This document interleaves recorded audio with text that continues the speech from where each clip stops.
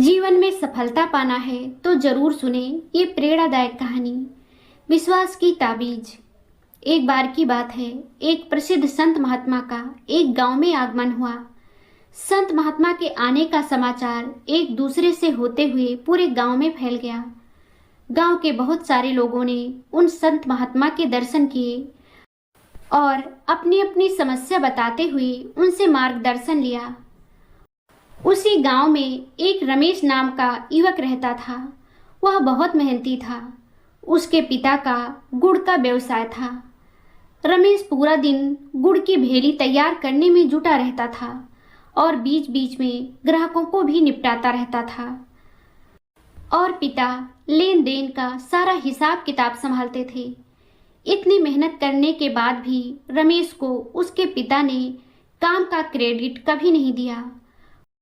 वे हमेशा दूसरों से यही कहते थे कि रमेश कुछ काम नहीं करता है। उसकी पत्नी को खर्चे के लिए जब भी पैसों की ज़रूरत होती तो रमेश के पास एक भी पैसा देने के लिए नहीं होता था। वह एक एक पैसे के लिए पिता पर निर्भर थे। एक बार पत्नी ने रमेश से अपना अलग कोई काम करने के लिए कहा, परंतु रमेश को अपनी काबिलियत पर भरोसा नहीं था।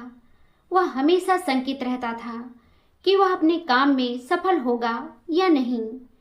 इसलिए वह अपने बलबूते पर कोई भी काम शुरू करने से डरता था। जब उसने संत महात्मा के बारे में सुना तो पत्नी के कहने पर वह उनसे मिलने पहुंचा।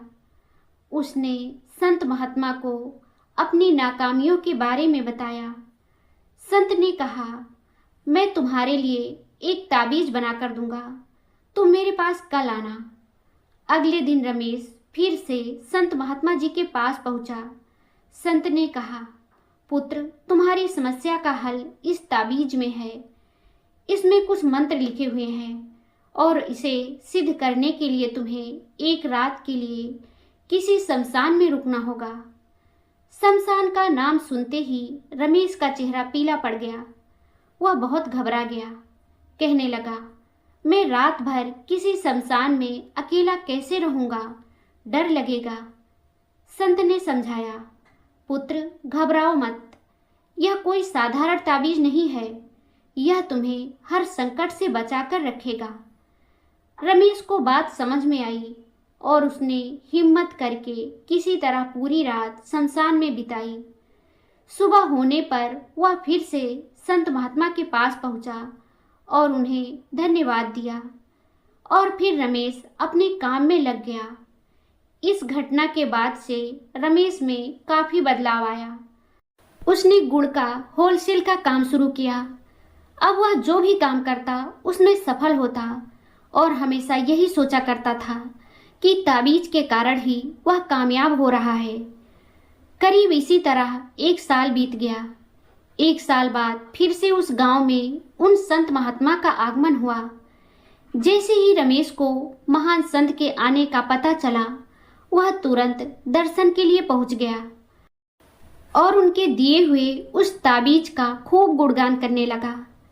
तब संत बोले, बेटे, जरा अपना वह ताबीज निकाल कर देना। संत ने ताबीज हाथ में लिया और उसे खोला। उसे खुलते ही रमेश स्तब्ध रह गया। ताबीज के अंदर मंत्र जैसा कुछ भी नहीं लिखा था। वह तो एक ताबीज का एक खोल मात्र था। ताबीज का खाली खोल मात्र देखकर रमेश भौचक्का रह गया।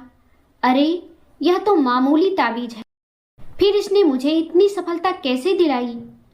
संत ने रमेश के कंधे पर हाथ रखकर कहा, पुत्र, तुम्हें सफलता तुम्हारे विश्वास ने, तुम्हारे भरोसे ने, तुम्हारी काबिलियत ने दिलाई, किसी ताबीज ने नहीं। बात यह है कि अपने जीवन में कुछ अलग, कुछ श्रेष्ठ करना हो तो काम की गंभीरता समझ लेनी चाहिए। पहले ऋषि मुनि, सूफी संत इसलिए घूमते रहते थे कि अधिक से अधिक ज्ञान हासिल करके मनुष्य को कुछ ऐसा सुझाया जाए जिससे उनका जीवन आसान हो जाए। दोस्तों, हम में से ज़्यादातर लोग अपनी नाकामी का कारण किस्मत को मानते हैं, लेकिन हो सकता है असली कमी किस्मत में नहीं, हमारे विश्वास में हो। इस कहानी से हमें शिक्षा मिलती है कि इंसान की सफलता किसी ताबीज, चमत्कार या बाहरी सहारे से नहीं, बल्कि उसके अपने विश्वास, आत्मबल और मेहनत से मिलती है। जब रमेश ने खुद पर भरोसा करना शुरू किया, तभी उसके भीतर छुपी काबिलियत जागी और वही उसकी सफलता का कारण बनी। अक्सर लोग अपनी असफलताओं का कारण किस्मत या परिस्थितियों को मान लेते हैं, जबकि असली बाधा उनका डर और आत्मविश्वास की कमी होती है। यदि व्यक्ति पूरे मन से अपने लक्ष्य पर ध्यान केंद्रित करे और खुद पर विश्वास करे, तो साधारण इंसान भी असाधारण सफलता प्राप्त कर सकता है। सच यही है कि ताबीज नहीं, सोच बदलने से जीवन बदलता है। दोस्तों, यह कहानी आपको कैसी लगी हमें कमेंट करके ज़रूर बताएं।